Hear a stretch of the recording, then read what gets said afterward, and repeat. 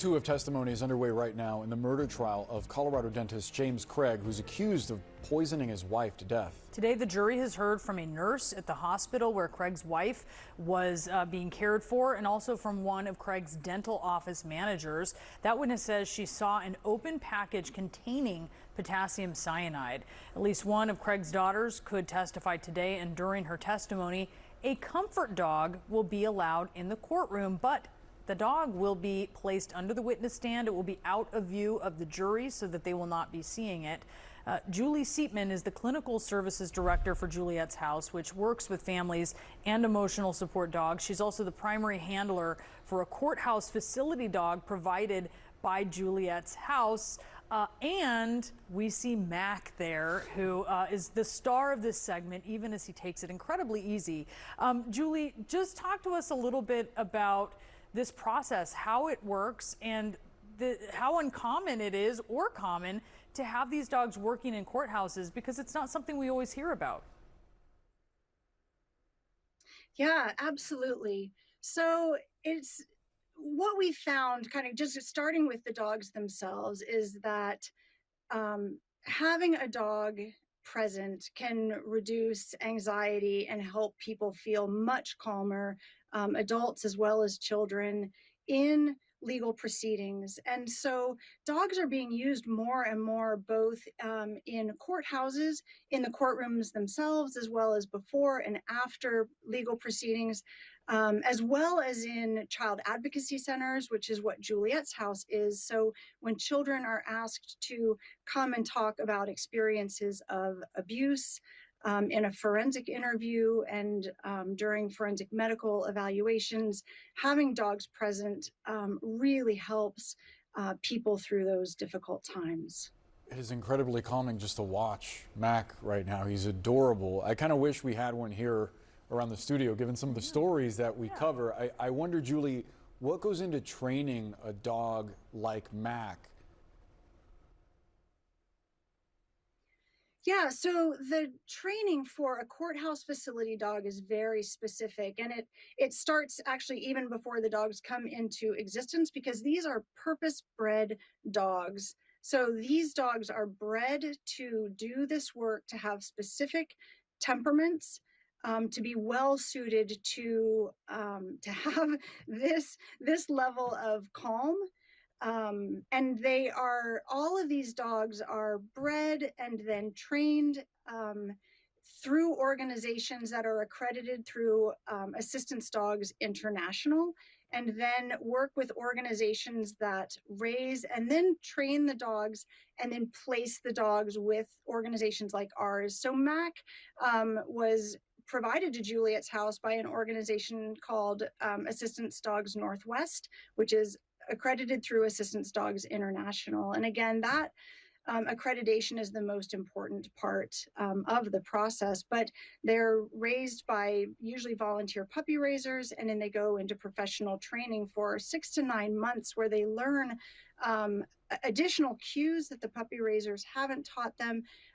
And so most of these dogs have full training as like service dogs, but they're not doing service dog work. They are specifically trained to provide this support and comfort to people who are in high stress situations. So in this particular situation of being with a witness who is testifying in an incredibly stressful situation, what kind of cues is the dog picking up on, and then how are they responding? I mean, is this as simple as they're sitting at the feet of the witness? Are they putting their head against their leg or on their lap? What is the dog doing? It really depends a little bit on the environment that the dog is providing that support. So in the example of a courtroom, in many of those situations, it is a requirement. Like you had mentioned earlier, the dog is tucked up in the witness box, out of sight of the jury. So in that situation, the dog is going to be at the feet of the person, of the witness who is testifying, and really not responding to cues, but providing a lot of sensory input to that witness. So they may be holding that leash And that sense of kind of comfort and control is significant. The dog, they can see the dog visually. And again, just being able to see a dog that is this relaxed provides that sense of calm and relaxation to the person with the dog. They're probably feeling that dog's weight a little bit against their feet.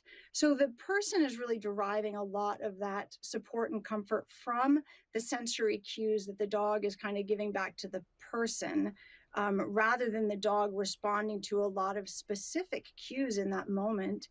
In our center, I'm actually sitting right now in our forensic interview room. So I'm sitting in the position where a child usually sits with Mac on this couch right here. And this is usually what he does. He puts his head in a child's lap. They can pet him. His ears are definitely the softest part of him. So they are getting a lot, again, of sensory input from him that is helping them relax and have an easier time talking about really difficult things. Wow, what fascinating and important work. Julie Siepmann, thank you so much for being with us, and shout out to Mac. Even though I can't tell if he's awake or not, is he awake? He is in an interesting state that he often is when he's doing this work. So if I were to say his name, I think his eyes would immediately fly open, but he's able to get into a deep state of relaxation while doing this. I think I'm a little remiss if I don't mention I've mentioned Assistance Dogs International, but another overarching organization that is really supporting the work of these dogs is the Courthouse Dogs Foundation, that really is across the United States supporting the work of these dogs. And there are 350 dogs right now working in the legal system in 41 different states and in about 7 other countries in the world right now, all supported by the Courthouse Dogs Foundation. So I think that's just having that awareness that this is a movement that is happening right now, and getting more of these dogs out into the world is I think really important, because we can see the benefit that they offer. Sure. Amazing, fascinating work. We appreciate you and we appreciate them as well. Julie, thank you so much. Stay with CNN News Central. We'll be right back.